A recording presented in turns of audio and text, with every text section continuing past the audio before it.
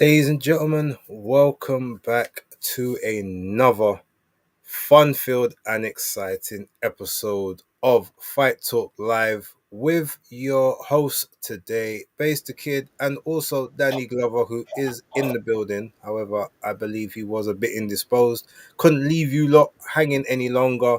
Um, well, we are here. October Red is unavailable last minute, I believe, and Maestro is celebrating the birthday of his significant other. So we wish him and her all the happiness today. Danny, first things first, before I even ask you how you are, I'm going to make it very, very clear because there's only two of us, and there was going to be four, so this was going to be even more amped up. We'll have parliamentary procedure today. However, the procedure is not going to be about who cuts anyone off or who jumps in on anybody. That's fine. All of that can run. But the procedure will be precisional, surgical, unadulterated, and dare I say, brutal. No opinions, no thoughts, no comments off the table, nothing sugar coated. We're just going to talk how we talk. Are you cool with that? Absolutely. All right. So without further ado, how are you? Yeah. Last minute, as you just saw, someone just had a first aid incident, so had to attend to that. So sorry about that, base and the viewers for the late start. Uh, yeah, a couple other issues in the life, but we're here. We're here, and glad to see you back from annual leave. I hope you enjoyed.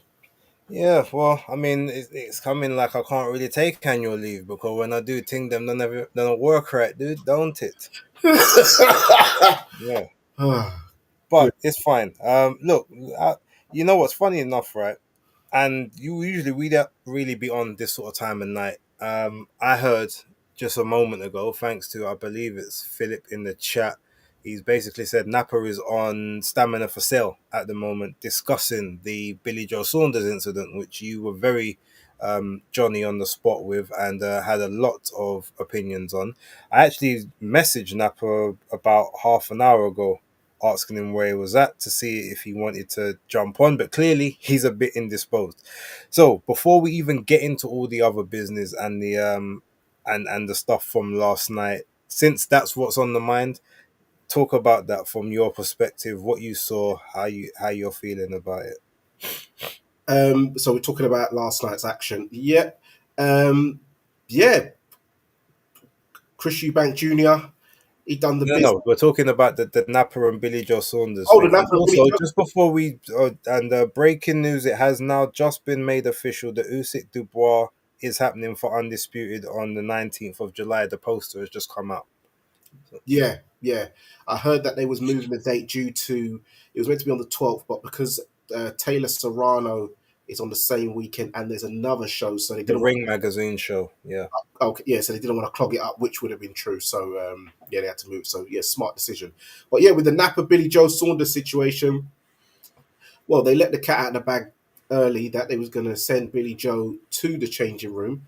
I don't believe he is a licensed British Boxing Board of Control um, holder.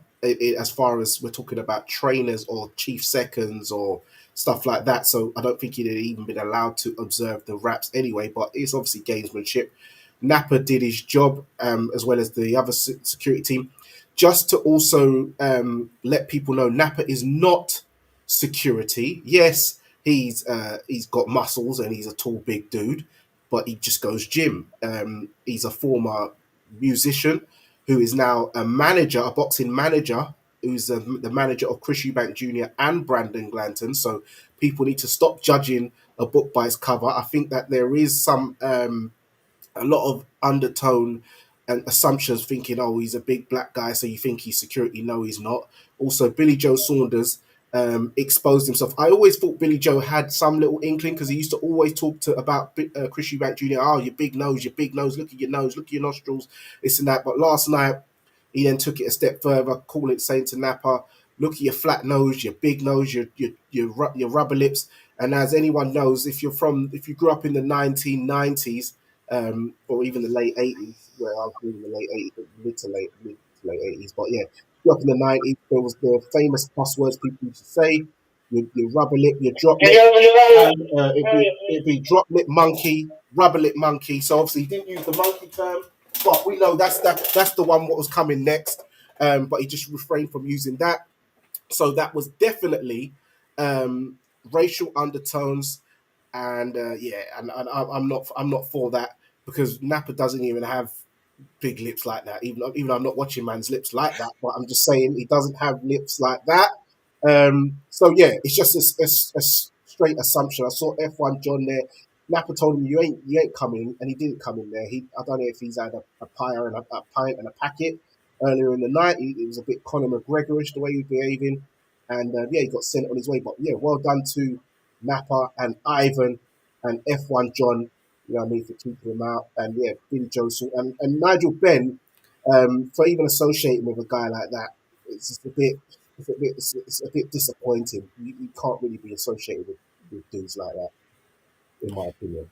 Okay, no, I mean, look, no, I don't think much more needs to be said on that. The thing is, I watched the audio, but I didn't really hear much of it because I was busy, obviously, on the stream. I haven't gone to watch it back, but hearing you obviously make the, sort of the very clear distinctions of what's been said and all of that. Yep, not something I condone, not something I support, and I've never particularly been a fan of Billy Joe Saunders, whether in the ring or outside the ring. So yeah, I guess this was his 15 minutes of fame. I believe he is retired now, so bad retirement to him, and we move forward. With that being said, let's talk about the main event because that's what we're all here for. That's what we are. That's what we all came for. That's what we paid the money for. As much as whether we liked or disliked the undercard, that was all just hors d'oeuvres and appetizers for the main course and the dessert. So, with that being said, what was your thoughts on, I guess, the event? How things unfolded in the ring, the little build up to it. Like, how did you feel about it, and ultimately, were you happy with what you got in the end? With the event, the whole build up was I thought it was fantastic. A lot of drama going on. I feel that Eubank Jr. was good at playing a bit deceptive because people are like, oh, he's using saunas, he's doing this, he's going mad, like to lose the weight. One, did you see him wrap himself in the stuff and how long he wrapped himself? Do you know if he just wrapped himself up just for show and then poured some water on himself and then got out of that blanketed duvet type style stuff? He said, "Oh yeah, time for the sauna now." He walked a little bit, and then, but you didn't see him actually go into a sauna. So I don't believe he did. He made the next day weigh in fine. Conor Ben, they was probably banking on, well, thinking that Senior was not going to be there. Junior, when Senior came through on the event night, that was, that's just had the crowd erupting. But it's just like what Biggie Small says. Number two, never let them know your next move. Don't you know bad boys move in silence and violence? Take it from your highness. So, that's what they were doing. They ain't letting you know what's coming. As Senior said, there's people who are actors and then there's people who are Oscar winners. He done his theatrics and stuff like that. But that was a game changer because you saw uh, Conor Ben, Nigel, the team. They was looking at the screen. Yeah, they tried to keep poker, but that offset them. They didn't see that one coming. People did make things. Oh, that would be great if he'd come. Oh, I think he's going to come last minute. People just saying that because you're just covering your bases. But at the end, no. But at that time, nobody thought Senior was coming. Hence, when he did, the place went ballistic, and that was definitely a babyface moment for Chris Jr. And I think that gave him the spirit and vigor to go in there and fight with the spirit of his father. Definitely worth 20 quid. You can't say that you was hard done by. Definitely worth the money. That's only two a rum and coke a double these days. And yeah, I think it was Funny fantastic. how you seem to equate it to food and drink, innit? You could have picked up anything else, but you decide for go for draw for the food and the drink. I'm not going to say gambling, am I? Because I only put a couple of £2 on here and there. Okay. Well, look, no, look, you're totally right, and I think, to be honest, anyone who made predictions on this fight didn't calculate anything to do with, obviously, Senior being there, and especially with that, everyone kind of thought, oh, he has to be there, he has to be there, kind of thing. But ultimately, by him being there right in the end, it was something that now, okay, all bets are off. Anything that we believed about how difficult this weight cut was now became irrelevant. Anything we believed about has the punch resistance dwindled down became irrelevant, because we've all seen, yes, while it's not a, it's not a, it's like a superpower. Some people do manage to draw when you've got that situation and something spurs you on. There is that inherent, just that spiritual, that that energetic. There's just a certain energy that transfers, and it gets to the point where now you draw a couple extra percentile from somewhere. He was fighting for something more than just him in this one. He's fighting for the family name. He's fighting for the legacy of the Eubanks. And it's funny because, as much as we would be like, oh, it was the babyface moment to see Senior there, like Senior almost became the he kind of felt a bit like a villain in this story, because of the amount he's like, oh, I will not be in his corner. It's a disgrace. He's a disgrace. This whole event is a circus. I won't be a part of it, etc., etc. Yet, when you have the other side, there's such a tight knit family, and you've got, Nigel, who in this entire situation has never put a foot wrong, has never swayed from his son's side, has always been there, always been the protector. Yet they were the bad guys. So it's just funny how how we view good and bad, babyface and heel, in that sense of, because there's been several times, even Chris used to say himself, in the terms that I'm the bad guy, yet I never cut corners and I never cheat and blah blah blah. But something inherently about him made him the bad guy. This time, when there are all the faults and there are all of the problems within the family and the drama, now all of a sudden that's what makes you a babyface. So I guess it just shows how much we truly love dysfunction as people. But with all of that being said, look, that main event, the ring walks, the drawing for the old school music on both of them, but then still keeping their original brands as well. Connor obviously went in the opposite way that Chris did, in the sense that he actually walked to the ring with his dad's music, and he just used his music to join the entrance, whereas Chris did it the other way around. But yeah, the whole thing, it just gave it an extra layer. And the fight itself, I literally just kind of watched it back, not even to score it or analyze it, just to sort of get a bit of the feel of it. And it was it was a good fight, but there's a few things that I picked up from it, and I don't know if you want to go before I kind of go into some of the things that I did see, and I mentioned some of these on the weekend wrap. But yeah, I'll let you talk about the fight first, and then I'll sort of address it afterwards. Okay, yeah, I haven't managed to watch the weekend wrap because I've been on these late shifts, so I've managed to catch up with a lot of stuff. But I will definitely tune in after some. And also, guys in the chat, make sure you subscribe and tune into Base the Kid at the Hardcore Casual for his weekend wrap, because he does an excellent job at doing that post fight analysis and post show analysis for the week. The ring entrances were great. Eubank Senior played his role. I saw some people talking about, Eubank Senior, he's making it all for himself. Why don't he just leave his son alone? He has to be all up in it. Well, he was away from it for the whole sort of build up. People collared him when he was trying to do a sort of charity walk with Michael Watson the other day. He obviously had to, do a little spin and spell whatever and get people sent off of him. And on the night, Eubank Junior wanted him there. He said he wanted him. So everything that Senior did in that entrance, Junior wanted it. He had the smirk. Senior, went on the stage with him, just like Nigel went on the stage with Connor. So let's not act like it was one way, guys. Yeah. Senior, he stood by him at times. Other times he let Junior walk off and have his moment. Part of the camera magical thing, Senior does all that. So when it does play back in 5-10 years, it's all part of the ambiance of the night. So people need to get off of Senior's back, and it just goes to show you that, you know, father sons need their fathers. Yeah, at the end of the day, and why I say this is Senior said a lot of things about the build up, things that's been handled with both fighters, especially with Junior. If you're looking about him getting the fines, missing the weight, I heard in the build up the team Eubank was saying, "Oh, we got told a certain time and we got lied to of a certain time."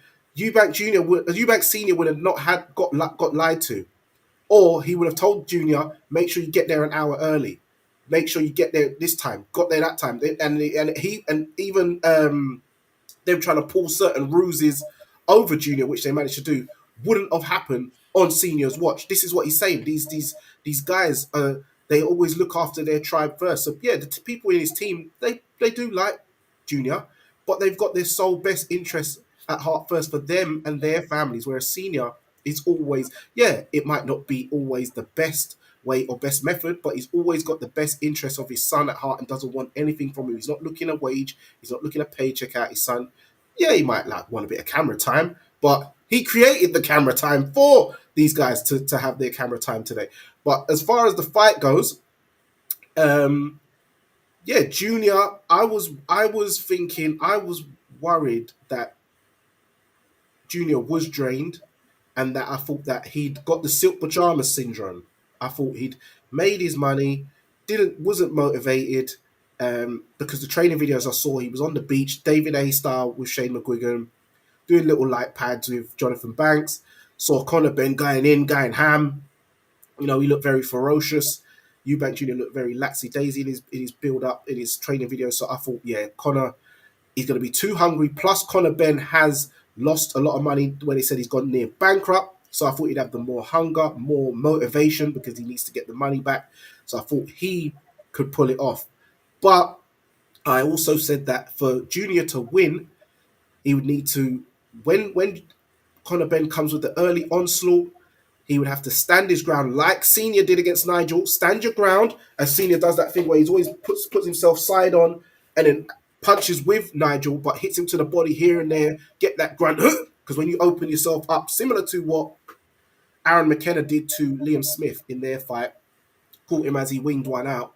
And that's how you sort of slow a man down, get control of him. And then when you quieten the fight down, that's when you could try and go for a stoppage. Hence, when you look at that ninth round with Nigel Benn and Chris Senior, it was the crowd was silent, it was very quiet, they were just posturing around, and also out of nowhere, boom, boom, 1-2. Nigel started flailing, and then yeah, the finish happened. And a bit of that did happen. uh, Junior did sort of stand his ground, wasn't jumping back with his hands up, fleeing as he did against Liam Smith, which was getting caught on the end of shots. Similar to what, unfortunately, Craig was doing in the Willie Hutchins fight, pulling out, you know, getting caught on the end of shots because you don't want a man springing in, launching, and you're getting caught on the end of shots because that's where you generate the most power. Junior managed to control Conor with the jab a lot. Um, and yeah, it was an excellent fight. People talking about, oh, Conor hurt Junior loads of times in there. No, he only rocked Junior once really in the third round with the left hook. Apart from that, Junior took the shots quite well. Yeah, some of them had half of effect, but he wasn't wobbling on shaky legs. Apart from really that third round, Conor Ben showed a very good chin. His legs started to look heavy towards the end of the fight. Junior started catching him. Connor's chin started going up in the air, but they both showed, you know, the Warriors code, and they done their fathers proud. Have they stepped out of their father's shadow? No, they never will, because their father's shadow is what makes them. But they've definitely earned their name, in my opinion. Okay. Well, look. So first things first. Yes, it was a true. It was a great fight to watch. It's arguably fight of the year, not just for what happened in the ring, but because of everything else that went in and around it. So you have to kind of factor that because emotions heightened, and the emotion and the investment inside the ring is ultimately what brings the entertainment. Um, However, there are a few things that there's some caveats that I want to put to certain scenarios here. And you guys know me, I'm always quite happy to be the quote unquote contrarian or be the one that's a bit controversial. But here's two ways I look at it. Number one, you had Chris Eubank Jr. somehow with every single disadvantage that you could have for a supposed A side. Um, he didn't have the size of the ring that he requested. He had the rehydration clause. He had the mad weight stipulation penalties if he didn't make those weights. The supposed problems with the times to weigh in, if that's in fact true. The horsehair gloves that they didn't want, but they didn't turn up to the glove meeting. All of these things, it seems like the only thing that he was ever able to control in this entire scenario was the press conferences. um so for as an A side, that seemed to be like a massive major failing on his team's part. Yet with all of those things in the background, the rehydration, him possibly killing himself to make this 160, his dad constantly saying he is a 168 fighter, he should not be fighting at 160. And Connor, who obviously campaigned the majority of his career down at 147, had his last couple at 154, 156, etc. But he's the naturally smaller guy, so the guy that doesn't have to cut the same amount of weight. He can actually replenish and refuel after every session comfortably. And Connor had all of these advantages against Chris, yet he wasn't able to win this fight. Ultimately, all the advantages he got allowed him to just merely see the final bell. That's the kind of the way you look at it. But then on the other hand, you say, well, with Chris, how much credit are we really gonna give him? Because as Connor said multiple times in the build up, and as other people have said, you had all these other options to fight people your own size, and you chose the guy that's coming up from 147, 154, 156, whatever. You chose the smaller guy. The same way you chose the smaller guy with Liam Smith. Camille Seremeta isn't technically a smaller guy, but he was a guy obviously inactive for God. He was basically semi-retired. He was about to retire. Liam Williams on pretty much towards the back end of his career. It just seems like you've decided to go for the low hanging fruit, and yet low hanging fruit took you life and death. So that is part of a narrative that ultimately, yes, you had all these elements against you, but these are things that we have to kind of look at. So there's not, while I give praise to both guys for how they handled things, it's almost I have to temper my praise because there's a lot of asterisks and caveats that happened and caused the entire event to begin in the first place. Not to mention, when we're saying, oh, Connor's got a chin, maybe he does, but I don't think that we can truly say whether he does have a chin or not, because I saw every single punch that Chris Eubank was throwing, he was having to force his arm out. He wasn't rotating the shoulder. He wasn't turning the knuckles into the shot. He basically looked like it was killing him every time to throw a shot. Um, If that sweeping left hook, the little like lead left hook that he was doing when he was pushing out the jab, his legs could barely move. So I don't know how much mustard he was actually getting behind those shots. So while yes, Connor still had to take them, he still had to ride them and do well. Maybe he wasn't taking full-blooded, fully flush shots. So I still don't know exactly what level of chin he does have. And then on the other side, what I will say is Chris to me won the fight quite clearly. I had it 115, 113. It was a very competitive, close fight, as it was, built to be. But I do think that the only person that actually hurt the other one in the fight was Connor. So maybe he does hit quite hard. Now he's maybe got adjusted to the 10-ounce gloves as opposed to the 8 ounces that you wear when you're 147. But how much of his power up at that weight is quote unquote genuine, when again, Chris also had all of these ailments leaning into the fight. So there's so many caveats, which is ultimately what ended up making this fight like a 50-50 or like as competitive as it was. It would have been interesting if it was set at the weight of 160 pounds and there was no rehydration or anything like that. People talking about a rematch.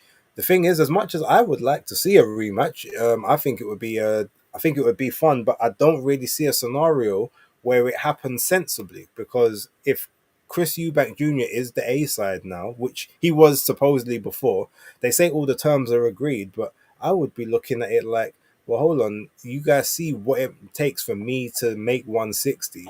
I can't really do it anymore. I'm definitely not adhering to any rehydration clause, but I won, so I should get some more terms in my favor. So if I was him, I'd be the same way. I was like, well, the first time we had this fight, it was at 157. No, now we're gonna do it at 163. Yeah, you wanted £3 the last time. Okay, well, I want £3 this time. And if you want to take the fight, we do it there. Whether you still say, you know what, 163, and I'll still take the £10 rehydration clause just for you, or something like that, possibly. Um, but outside of that, I don't really see much options. He can't make the 160 safely for any of the elite guys. 168, he is a bit undersized for the majority of those guys, except maybe Canelo. But obviously, the skill gap is very different there. Truth be told, if I was him, as my last master stroke, as my last troll, as my last villain arc, I would literally say, you know what? I achieved what I needed to. I defended the family name. I've got nothing else to prove. See you later. And do it to the point where the Bens never get the opportunity to finally get that lick back against the Eubanks, and you constantly always just have them right in front, and they stay there, and there's nothing you can do, because ultimately the problem between the two is that Chris Senior had a son same size as him. Nigel Benn unfortunately had Connor, who was not. Because a lot of the time when they was early, the lead up was, such a shame that they're is so far apart in size and weight, because it would be great to see the sons. So Nigel doesn't necessarily, I guess, have the right heir to take on the task. Usually, children end up being bigger than their parents, but on this one occasion, I guess it wasn't the case. Look, it was a valiant effort from both of them. Like I said, there was great heart, passion, determination shown by both of them. I thought the fight was amazing, but I'm giving these caveats because I don't think we can just do nothing but wax lyrical. We have to put into context what we saw, because there was a lot of stuff in the background which probably, granted that situation for us to have. But yeah, that's kind of my thoughts on that. I do think, yeah, Chris. I think Chris was probably hurt more than Connor in the fight, but just his smart moves of punching when he needed to, tying up when he needed to, which is what I said he needed to do. Take it a bit later, and then when Connor is got all of his extra weight on him, being explosive, he clearly is gonna tire. All right, let's see what happens on the second half and the back end of the fight, and ultimately he ended up doing just that. So what's your I mean, if you've got any retorts to that, feel free. Otherwise, obviously we can talk about what's next.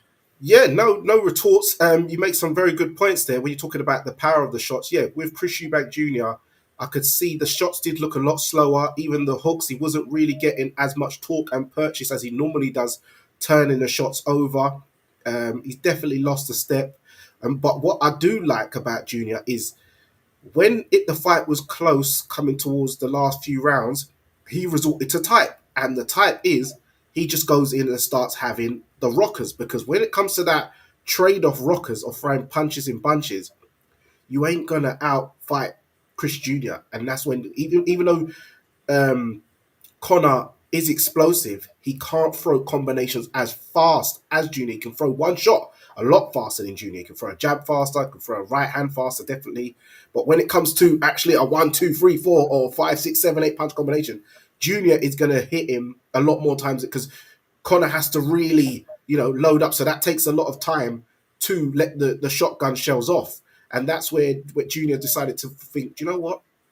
My legs are tired here. We're both tired, but I'm going to use that work rate. And he literally started doing that machine thing, mechanism. You know that machine I'm talking about, the Yeah. uppercut machine. He started using that method, and that's what I feel got him over the line there. Okay, no, I would concur with that. Um, it will be interesting to know, and I only say this from that perspective of, remember we were talking about sort of the A side, B side thing, and where Chris was saying in the press conferences, you asked for the 18-foot ring and you won't even get that. You shall get nothing because you don't deserve it. It will be interesting to know if they both got paid the same for the fight.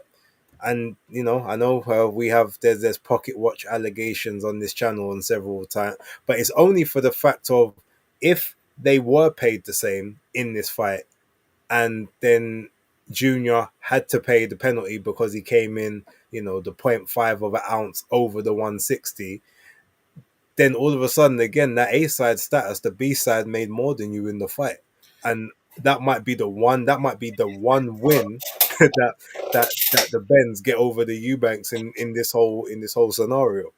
Yeah, well, the from what I've been told, that Eubank got 10, Connor got 8.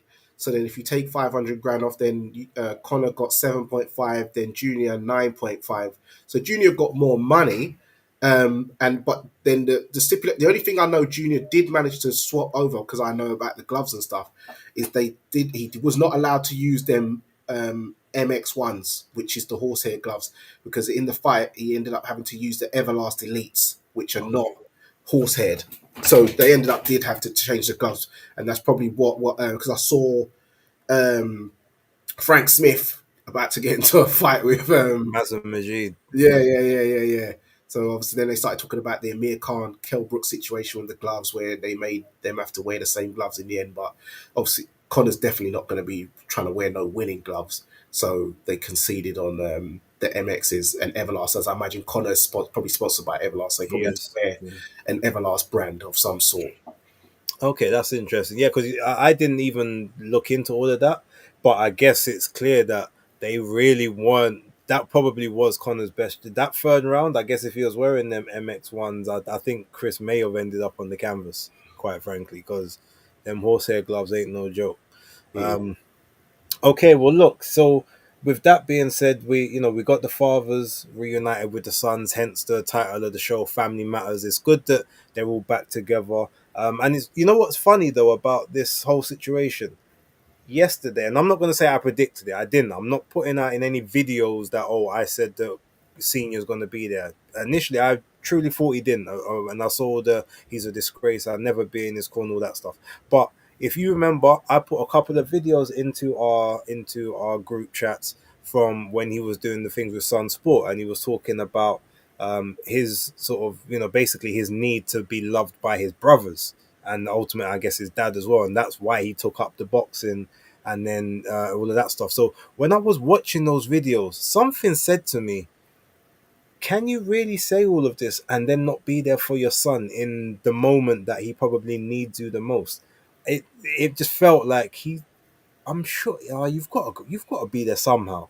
Like you've got to put your pride to the side in some way and sort that. But when we're kind of looking at it, I guess ultimately it was just one of those thoughts in the back of the mind. You got it there and then you kind of push it to the side. But ultimately, I guess it was true. And the way, he decided to, he came out and exited the car, and he just stopped and did the little pose. Then he slowly got out, and then you just see Junior just coming around the side like it's Roman Reigns and Paul Heyman. It was a great it was big. Like, I think that the reaction, I think, from everyone seeing that was truly not just like a gasp moment or awe-inspiring moment, but genuinely that of a, this is good to see. Like, fathers and sons, especially in, a lot of people talk about certain communities, you don't always get them. So when you actually have a father and a son that can be in each other's life and want to be, it's a great thing.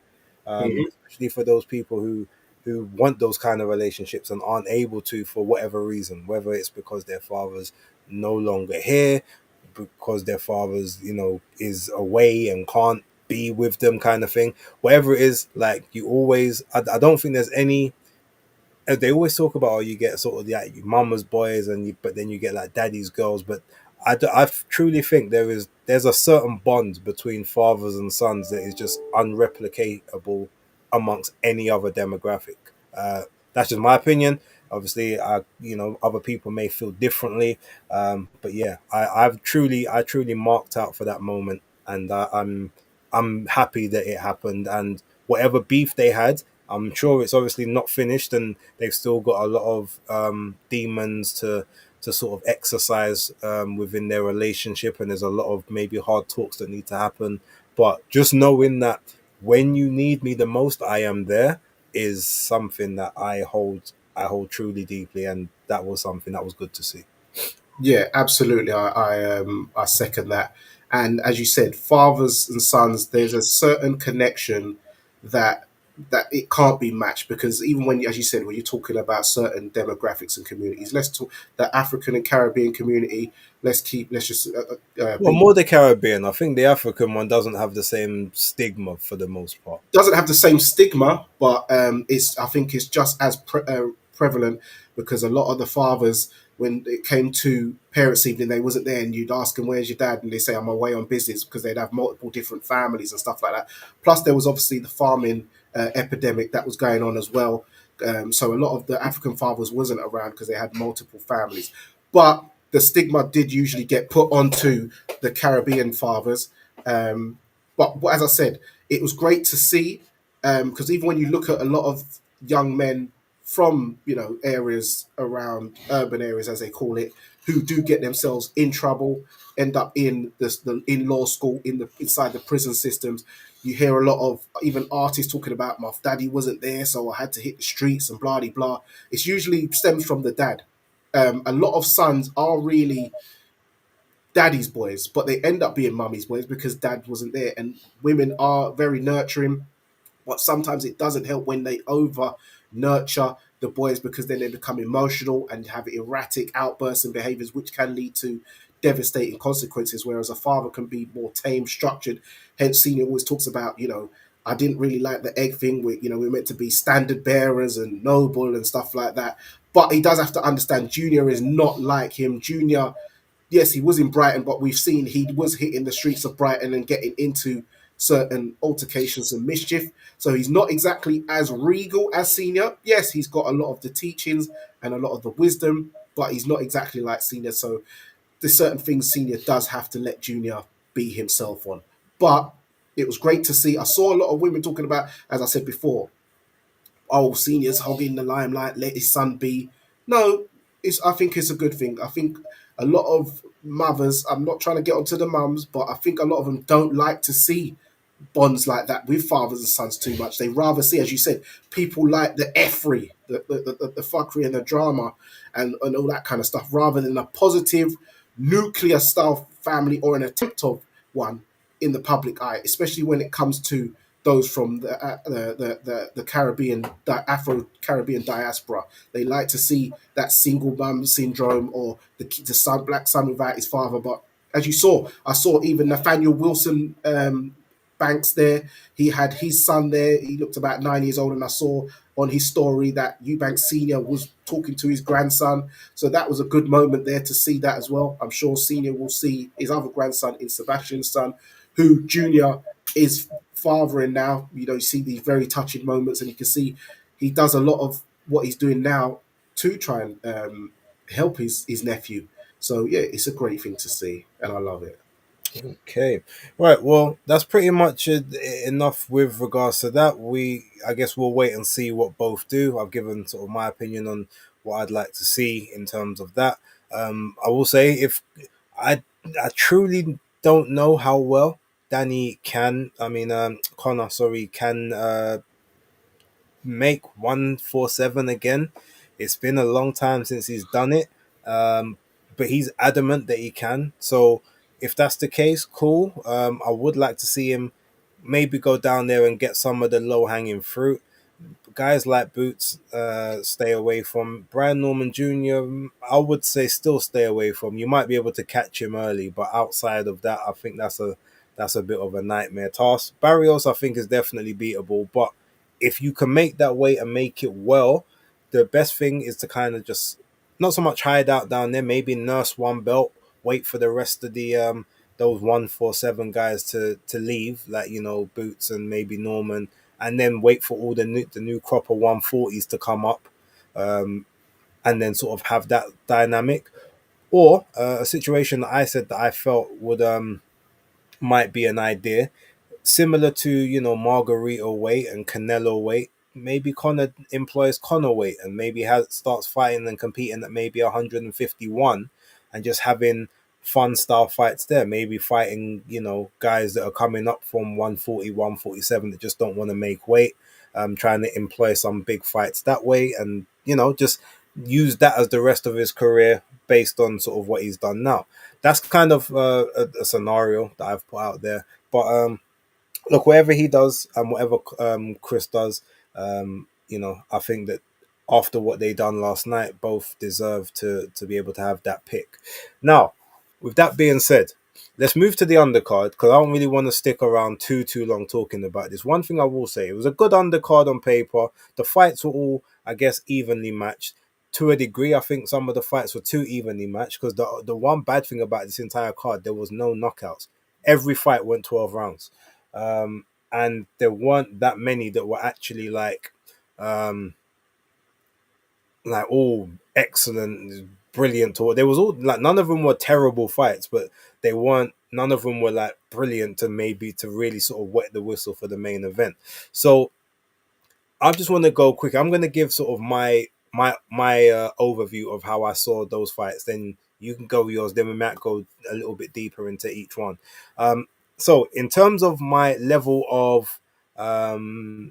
my level of intrigue initially, this is how it started. So it was Brandon Glant and Chris Billam-Smith. I expected that fight to be pure carnage. My next one was Chef Clark and Vidal Riley. Again, I thought that stylistically that would be a situation where like Riley's he's gonna really be up against it. Chef's gonna he's gonna be really pressuring, and Riley's gonna have to work hard for his meal if he's to get it. Then it was the trilogy that no one asked for, but ultimately it's a trilogy. They are one and one. The intrigue is there. Who can finally sort of get the rite of passage of that moment? And then my last one was Liam Smith and Aaron McKenna. At the end of the night, minus the main event, my level of interest or my fights, the way I saw them, then actually became Liam Smith and Aaron McKenna for that beautiful, masterful performance by Aaron McKenna. It's one of the best displays I've seen from I guess, an upcomer, like in I think that I've ever seen personally. And the fact that some judge managed to find a way to give Liam Smith a couple of rounds in there, I don't understand how. He got out hustled on the outside, he got out fought on the inside, he got lit up every single round, got dropped. It was just he's clearly at the end of his tether at this point in time. Like it's time for him to probably hang him up and call it a day now. But McKenna was just there. That was beautiful. That was what became my best one.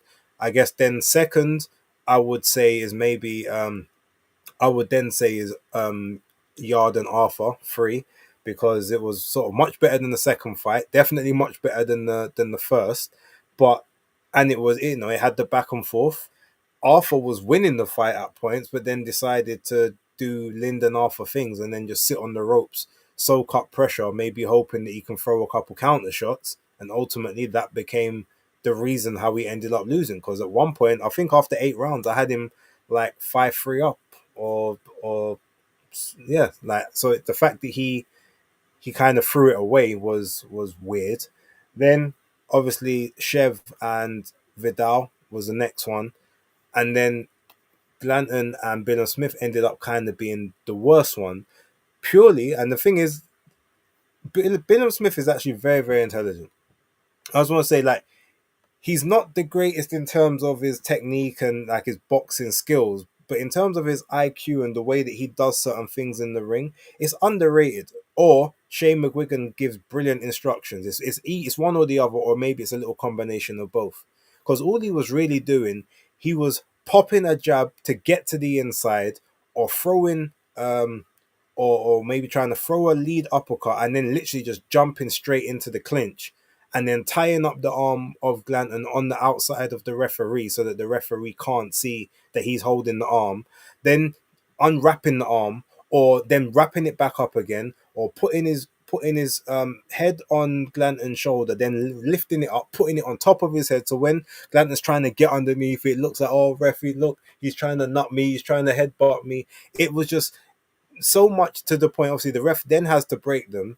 He's then given a lot of warnings and talkings to Brandon Glanton. Glanton can't get into any kind of rhythm, and Bilham Smith is literally just nicking rounds by doing a hit and hold on, and not getting admonished by the referee. I don't think he got told off about it once until maybe like the eighth or the ninth round. So it was very, very smart on his part. It didn't make for a great fight. The fight should have been a lot better than it was, but maybe the quote unquote demons of that Zerdo Ramirez fight are in his head, because he's like, okay, I don't want to get into these exchanges no more. I'm going to hit you, and I'm going to stop you from hitting me at all costs.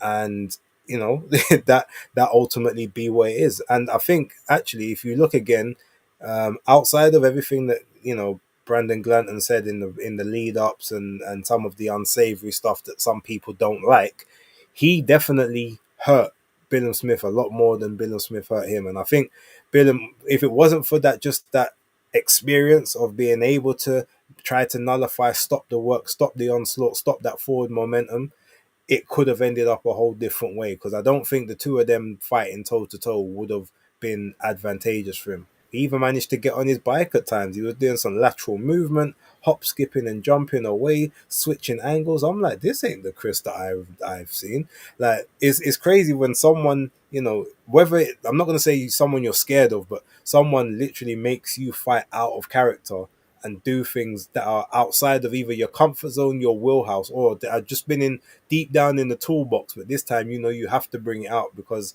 without it, it's problems. But look, comprehensive win by him. Congratulations. The only fight I predicted correctly, including method, was Yard and Arthur. So I'm 1-4 last night. I had a horrible showing in how I saw things going. Funnily enough, I picked Vidal Riley to win. Then I changed my prediction. I was like, no, I sent a message to my predictions league. Said, no, I want to change that to Chevron split decision. I just thought his work rate would be there. And then we see Virgil Hunter, and the work rate wasn't there. I've got things to say, but I'm gonna let you go, and then I'll jump back in. Yeah. As far as the undercard, I picked Aaron McKenna to score the upset. I know a lot of people are probably wondering how and why. It's because I actually got the inside scoop for someone who was in the camp of Liam Smith, talking about how he was looking in training, in sparring against certain people, and I was told that he was looking old. He was looking, like he's done. And I was like, really? And it was like, yeah, he was getting, yeah. So I was like, okay. So they're like, yeah, they think Aaron McKenna's going to stop him. I was like, oh, but I thought Liam, he knows his way around. But I just thought, yeah, okay, okay, Liam's shot then or done. So yeah, I did get that one right. I picked Chev to win, Chev Clark. I thought he'd be too experienced, and Vidal hadn't been in any situations like Chev, who's been to America and this place and that place. So I got that one wrong. Um, the Yard Arthur, I did predict that it would be points for Yard. The reason why is because I'd never seen Lyndon Arthur in such shape. I saw a picture of him during fight week. I was like, wow, this is the best shape I've seen him in his life. So he looked very motivated, very up for it. I imagine the money and the motivation and probably future endeavours was an incentive. And obviously his uncle saying, listen, man, it's all on you now. Zelfa's at the gym now, so I can to really focus on you. So you got to take this seriously. This is your last run. You're getting on in age now, so we got to do this.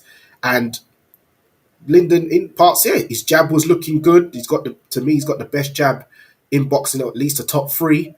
And then also, but then as you said, he started doing this rope-a-dope nonsense, and then he let Yard, who's not really known for having a good engine, just start outworking him. But I did notice that Anthony Yard has employed now for the first time a strength and conditioning coach, because I see that Ruben Breda in his corner. Ruben Tavares. Yeah, which he's never had. So this is the first time he's used strength and conditioning.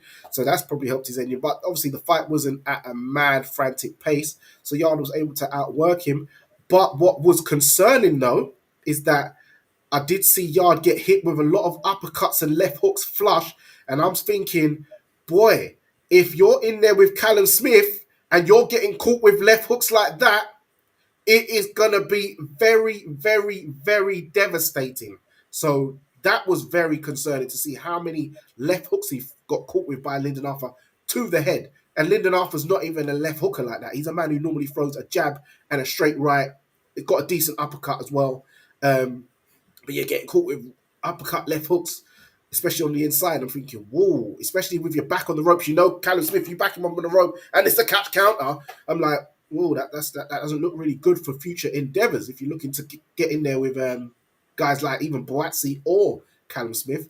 But he got another points victory. But once again, that's 2 points victories in a row. Is the knockout power there? Some people are saying is Yard on the decline. How much has the Beterbiev fight took out of him? There's a lot of questions because this knockout streak's not really happening these days, and he's not looking like he's not looking like he didn't look like he really hurt Lyndon in there. Later on, there was a little body shot, but Lyndon, but apart from that, it didn't ever look like he was ever going to take Lyndon out. Aaron McKenna, as you said, boxed when he wanted on the outside.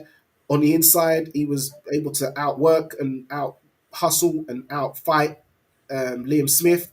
Even dropped Liam Smith in the 12th round with a body shot as he opened wide. That was the only knockdown of the whole card. Vidal Riley, Chev Clark. Chev Clark, to me, won the first round. Then I don't know what was happening. They were both very far out of range. And if you're both too far out of range, then that's really going to suit the guy who is the taller, longer guy because he's going to land a couple more shots than you. And he wasn't working. I think it wasn't very smart to employ a new team so close to the fight.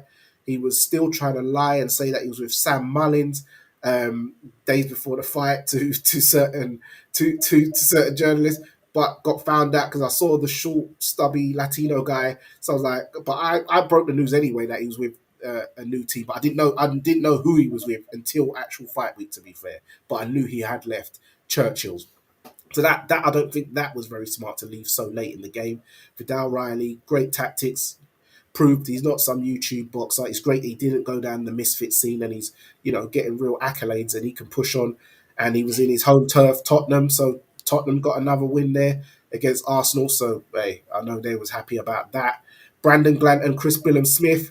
Chris Billam-Smith, what it is, Chris Billam-Smith is used to fighting in the red zone so often he's become comfortable in it because even when he's fighting guys who are not really meant to be on his level, like Masterneck and that guy with the XOH, whatever his name is, I can't even pronounce that name. Yeah, but you know what I'm talking about. But because he has these mad stakeouts so many times, and it looks like he's tired and he's like really about like in a bit of bother, that becomes normal to fighting like that for him. So when a man like Brandon Glanton's sticking on him, he's just used to fighting in the red zone. And someone like Glanton, when it did start getting tough, Chris Billam-Smith was able to navigate and hit his shots. And yes, you said that he was pulling some moves you hadn't seen before, but even when I remember in the Richie Riakporhe fight, man started using a couple shoulder rolls and stuff like that against Richie Riakporhe. So he has got a couple of moves in him here and there when he likes to, but all in all, he is a man who technically likes to,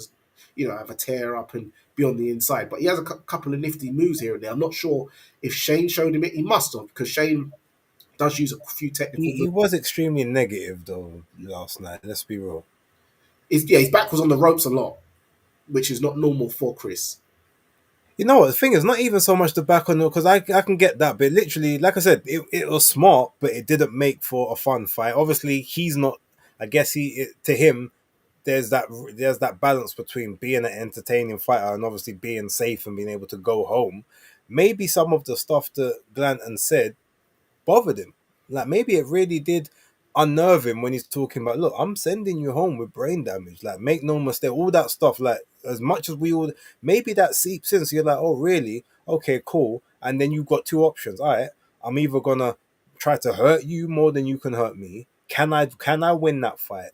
I'm not sure, but then I'm giving you a chance that you don't deserve or that that you can't have against me because I've got more experience. Okay, cool.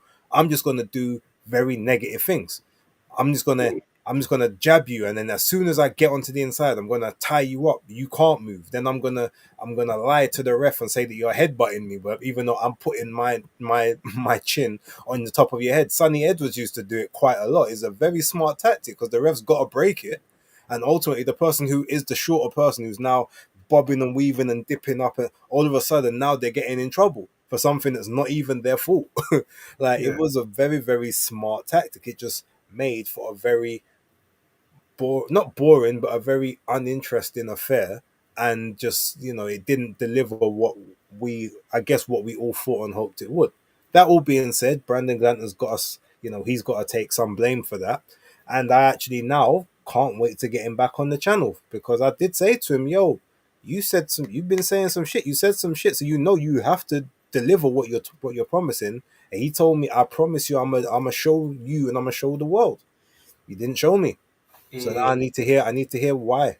Like so I'm gonna obviously put out the call to Napa to get him back on the channel. I'll try and do it on one of the casual streams so that people can watch it live and in the fresh with no editing. But we'll I guess we'll have to wait and see. Um Look, with that being said, Danny, I've got to shoot in a moment, and I know that obviously you're at work doing this, so thank you for that.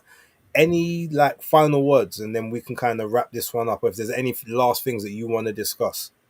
Yeah, last little bits about the main event. I noticed that the ref was proper onto Eubank as well. Every little infringement he was doing, he was just proper onto Eubank's case.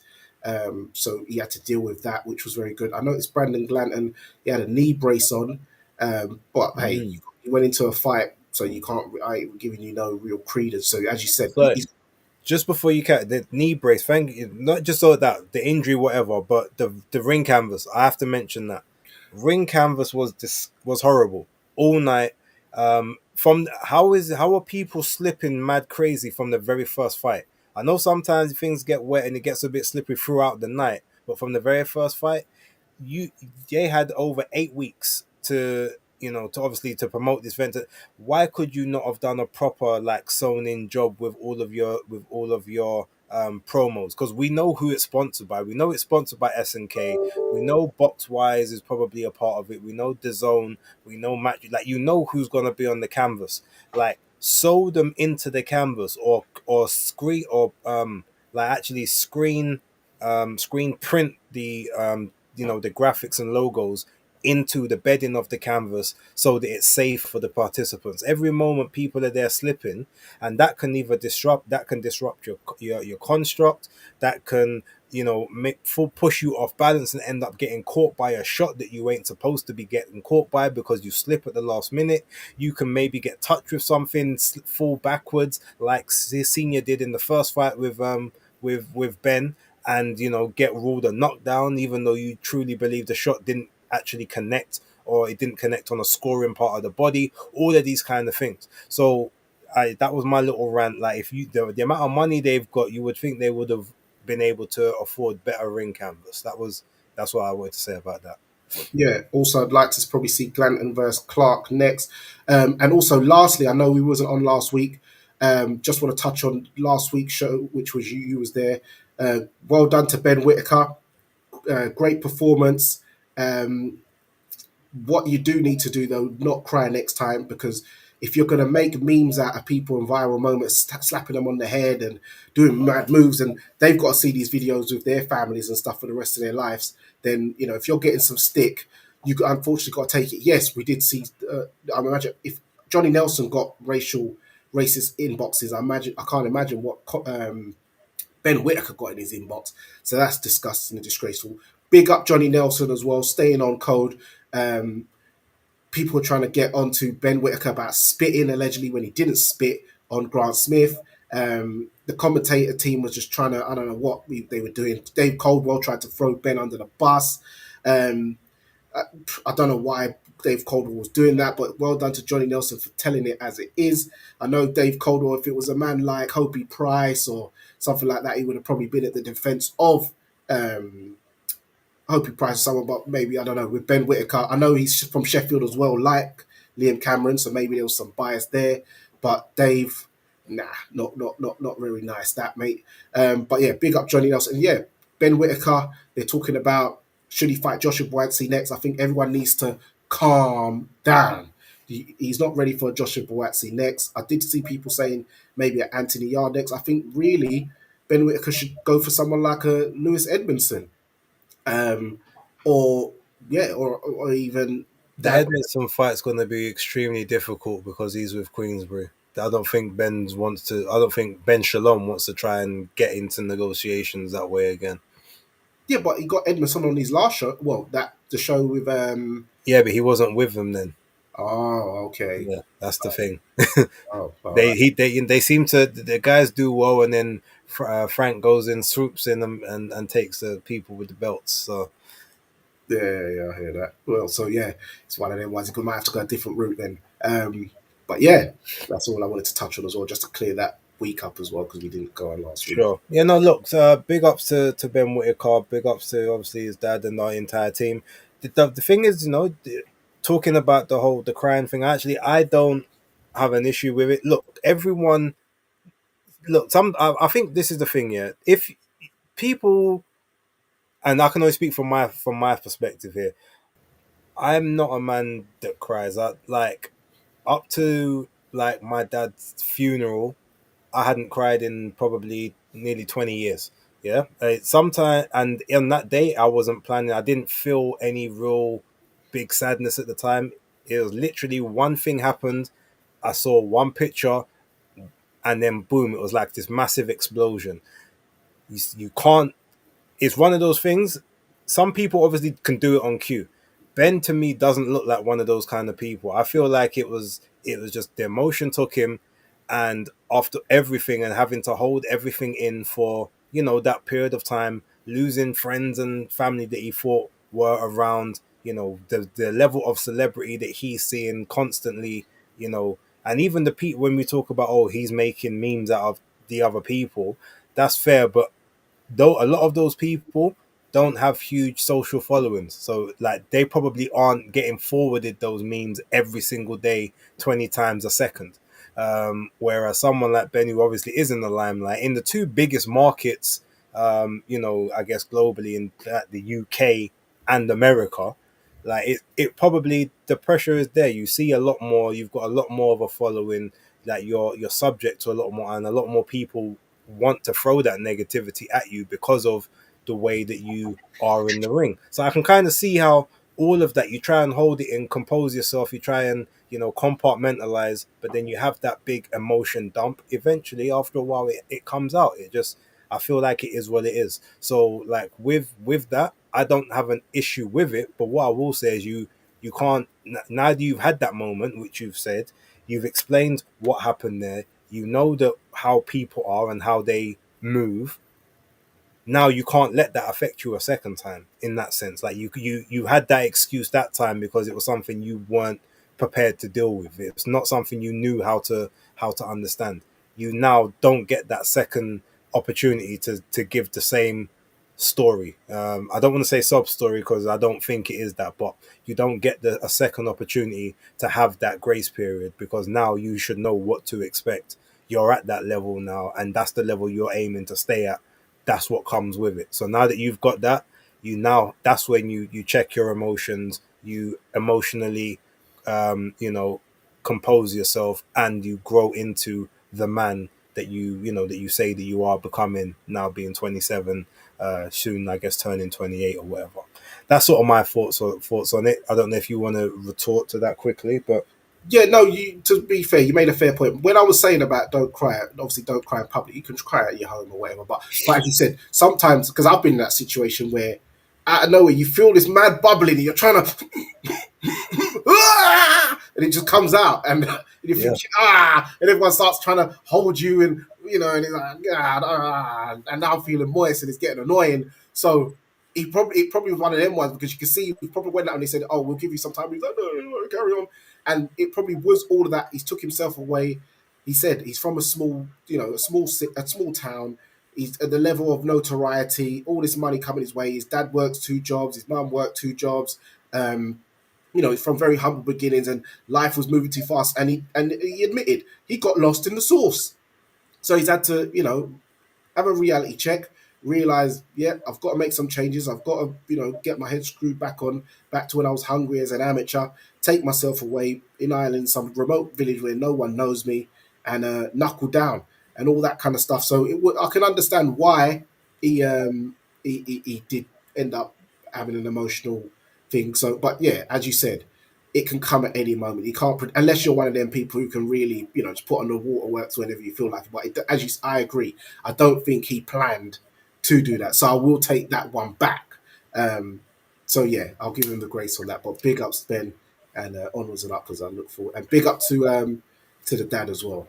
Yeah, man, like shout out to Mr. Tony Wilson. Yeah, Tremendous individual. One of the better boxing dads. One that he's never in the scene like causing a fuss, but he's always by his son's side when he needs to be. So Tony, if you're watching, salute to you.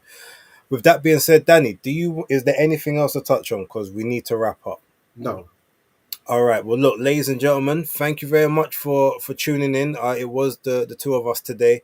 I hope that maybe you found some comfort in some of the conversations. I hope you like the realness, the rawness, the straight talking. I also hope that if there were any things that you disagree with, please get in the comments of the videos, and let us be able to see your thoughts and feelings, respond. We have seen bits and pieces of the chat, but unfortunately, we're trying to sort of get through everything, and because there's only two of us, no one's really monitoring it like we usually do.